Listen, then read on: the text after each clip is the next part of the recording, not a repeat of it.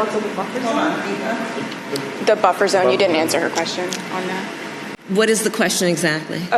Israel has been suggesting creating a buffer zone in Gaza, Madam Vice President. What is the U.S. view on that? We have not weighed in on that.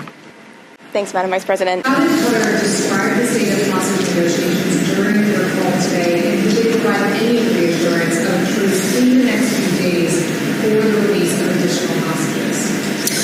So I'm not going to reveal the details of the conversation, but I did speak with the Emir, and the work and their commitment to this work is ongoing, as is ours, and our work is ongoing to support some ability to reopen the pause and to have a deal going forward where there will be a pause so that we can get hostages out and get aid in.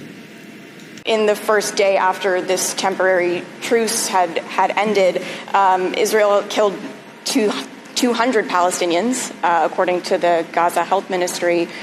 Is that minimizing harm to civilian life? Is that acceptable? I don't have the details to tell you exactly who was killed, but I will say this. We have been very clear about where we stand on this, which is innocent civilian lives should not be intentionally targeted, and that Israel must do more to protect innocent life in Gaza and innocent civilians in Gaza. Well, as I said, we have to revitalize the Palestinian Authority, which means giving the support that is necessary for good governance, understanding that on the issues that must be resolved as we think of a plan for the day after, it is about good governance, which will bring transparency and accountability to the people of Gaza and the West Bank. It's also about what we need to do to recognize there must be some plan for security for the region, and I suspect as a plan develops, it will take into account interim and then longer term. And finally, what we must do in terms of rebuilding Gaza and a commitment to that. 5 principles guide our approach for post-conflict Gaza.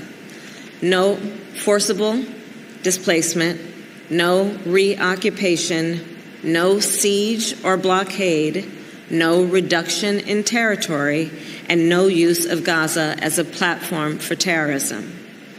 We want to see a unified Gaza and West Bank under the Palestinian Authority, and Palestinian voices and aspirations must be at the center of this work.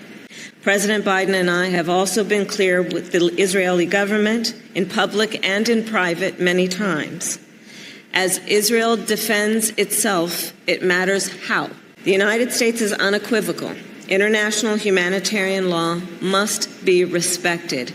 Too many innocent Palestinians have been killed. Frankly, the scale of civilian suffering and the images and videos coming from Gaza are devastating. I have spoken with members of the Palestinian, Arab, and Muslim communities of America, including those who have lost loved ones in Gaza and American citizens who were injured and evacuated from Gaza. It is truly heartbreaking. As Israel pursues its military objectives in Gaza, we believe Israel must do more to protect innocent civilians.